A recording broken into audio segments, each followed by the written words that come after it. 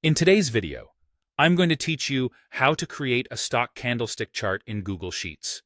We'll take raw price data and turn it into a clear, professional-looking stock chart that communicates market movement at a glance. Start by setting up your sheet with 5 columns labeled Date, Open, High, Low, and Close. Place these headers in the first row, then enter your data directly underneath.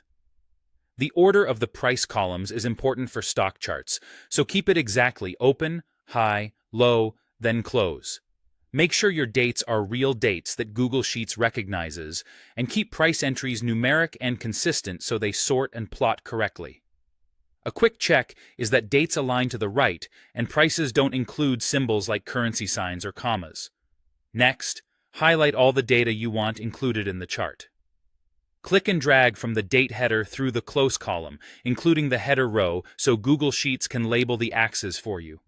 Try to avoid extra blank rows or mixed data within the selection, as that can cause gaps or misread labels in the chart.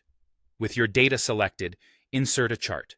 Go to Insert, then Chart, or click the chart icon in the toolbar. Google Sheets will create a default chart, often a column or line chart, which serves as a starting point. Open the chart editor on the right and switch to the Setup tab. This is where you control the chart's foundation. If the editor isn't visible, simply double-click the chart to bring it up. Change the chart type to Candlestick Chart, or choose another stock-related option like OHLC if you prefer that look.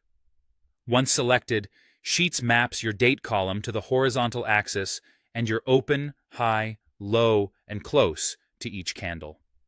If the chart doesn't look right, double-check that your columns are in the correct order and contain only numeric values for prices. Now move to the Customize tab to fine-tune the appearance. Add clear chart and axis titles, adjust the vertical axis scale, and set number formats to match your data. Turn on or refine grid lines for better readability and adjust the legend position for a clean layout.